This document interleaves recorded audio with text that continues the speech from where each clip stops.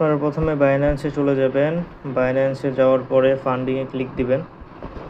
ফান্ডিংয়ে click দেওয়ার পরে আগে দেখবেন যে আপনার ডলারটা স্পটে আছে কিনা, ফান্ডিংয়ে আছে।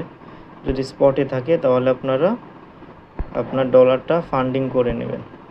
যেমন আমার স্পটে আছে, আমি ডলারটা ফান্ডিং করে নেব। আমি $100 সেল দিব, তাহলে আমি $100 ফান্ডিং করে নিব স্পট থেকে। ফান্ডিং না হলে আপনার P2P হবে না। তারপরে P2Pর উপরে ক্লিক দিবেন,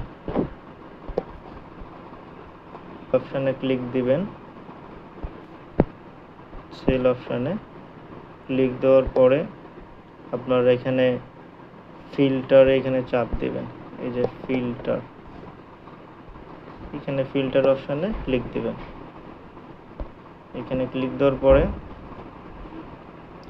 এখানে আপনার কত ডলার আপনি সেল দিবেন। ধরেন আমি $100 সেল দিব, তার মানে আমি 10,000 টাকা মতো এরকম একটা অ্যামাউন্ট বসাই দিবেন, 10,000। তারপরে আপনি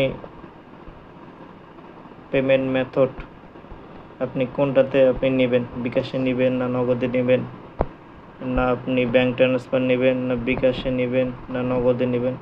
যদি আপনি বিকাশে নেন, বিকাশের উপর ক্লিক দিবেন।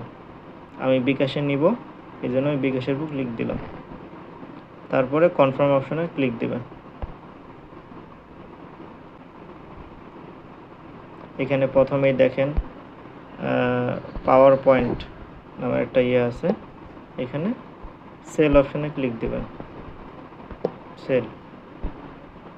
সেল অপশনে ক্লিক দিলে এখানে অ্যামাউন্টটা বসায় দিবেন, কত ডলার। আমি $100 দিব,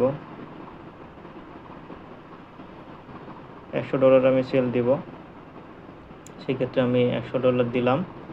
তারপর পেমেন্ট মেথড, এখানে বিকাশে নিব, আমি বিকাশে ক্লিক দিয়ে দিলাম। আপনারা যদি কোনো বিকাশে অ্যাড না করা থাকে, নাম্বার অ্যাড না করা থাকে, এটা অ্যাড করে নেবেন। বিকাশে ক্লিক দেওয়ার পরে